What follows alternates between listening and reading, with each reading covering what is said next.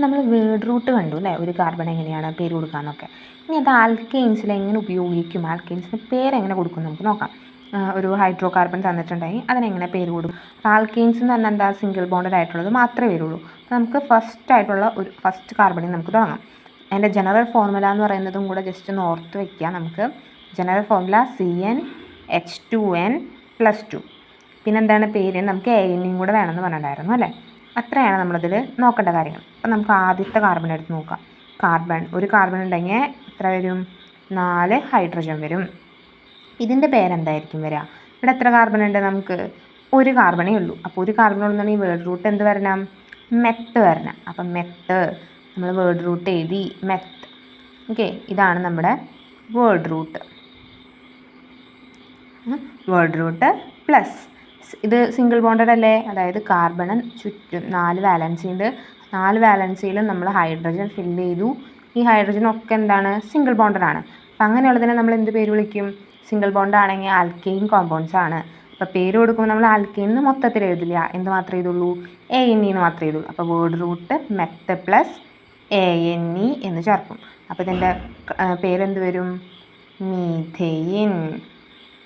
Okay, പേര് കൊടുക്കുക ഇങ്ങനെയാണ്. ഇതാണ് അതിൻ്റെ IUPAC നെയിം. കിട്ടിയോ?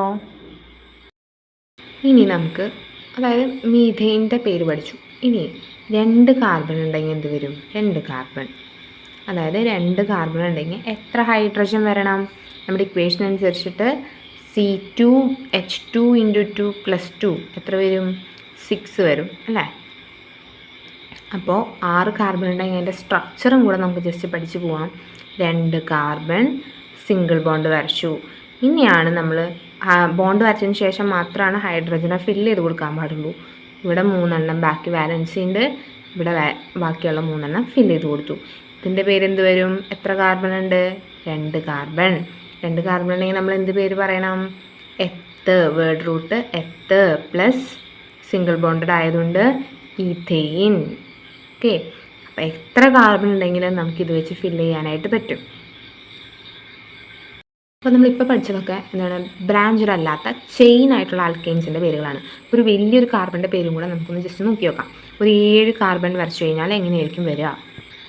അപ്പോൾ 7 കാർബൺ വരച്ച് എങ്ങനെ വരാൻ നമുക്ക് നോക്കണ്ടേ. ഇവിടെ 7 കാർബൺ ഒരു സ്ട്രക്ചർ വരച്ചിട്ടുണ്ട്. ഇതിൽ എത്ര കാർബൺ ഉണ്ടെന്ന് നോക്കി, 1 2 3 4 5 6 7 എണ്ണം. അപ്പോൾ 7 എണ്ണം വരുമ്പോൾ അതിൻ്റെ വേർഡ് റൂട്ട് എന്തായിരുന്നു, ഹെപ്റ്റ്. എല്ലാം സിംഗിൾ ബോണ്ടഡ് അല്ലേ, അപ്പോൾ ANE. അപ്പോൾ അതിൻ്റെ IUPAC നെയിം എന്ത് വരും, ഹെപ്റ്റെയിൻ. ഏത് വന്നാലും ഇങ്ങനെ കൂടെ. ഓക്കെ,